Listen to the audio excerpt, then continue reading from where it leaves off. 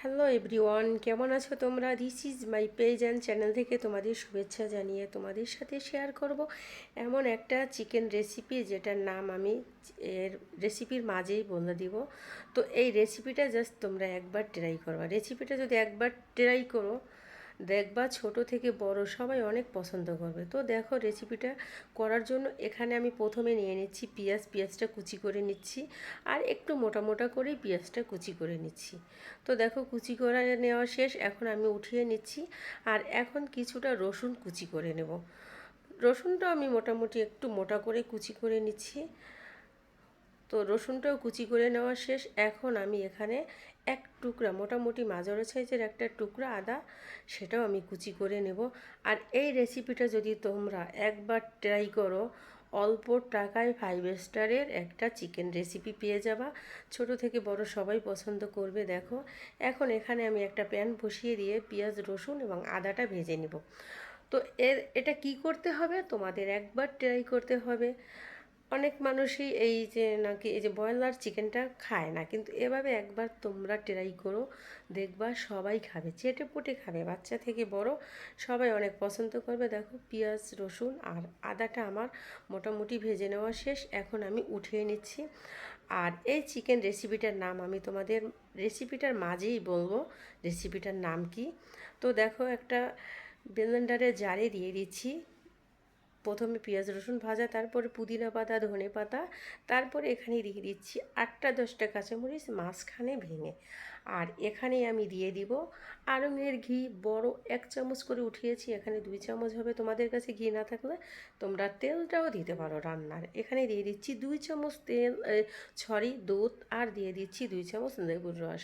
2 টুকরা লেবু নিয়ে নিচ্ছি, এটা 2 চামচই হবে। তো দেখো এখন আমি পেস্ট বানিয়ে নিচ্ছি, পেস্ট বানিয়ে নেওয়া শেষ।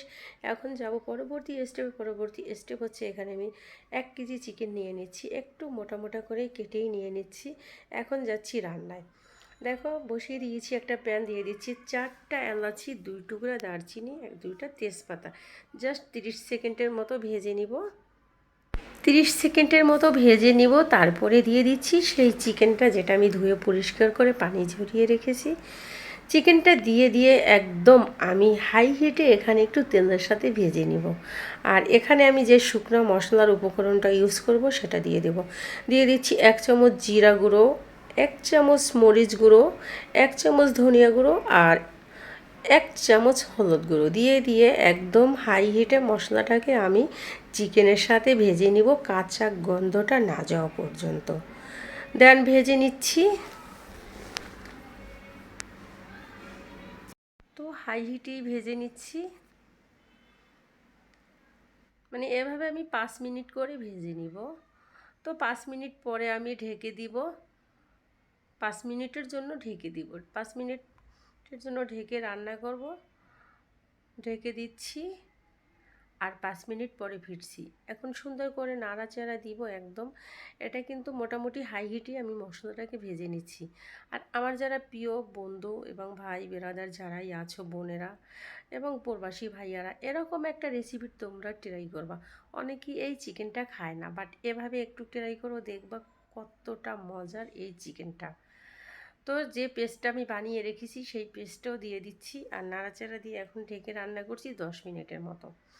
10 মিনিট পরে আমি এসে নাড়াচাড়া দিয়ে একদম সুন্দর করে, মানে এখানে কোনো ঝোল রাখা যাবে না। আর আমি কিন্তু এক্সট্রা কোনো পানি দিই নাই। আবার ঢেকে দিব ঠিক 5 মিনিটের মতো।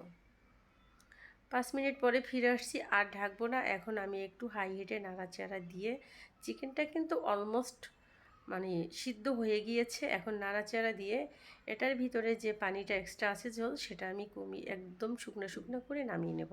এখানে কোনো এক্সট্রা পানি আমি ইউজ করি নাই। তো আমার যারা বন্ধুরা আছো, রেসিপিটা যদি পছন্দ হয় ফ্যামিলি অ্যান্ড ফ্রেন্ডের সাথে শেয়ার দিয়ে দিও, তাদেরও দেখার সুযোগ করে দিও। আর অবশ্যই তোমরা এরকম একটা রেসিপি করো। আর এটার নাম হয়েছে হায়দ্রাবাদি চিকেন।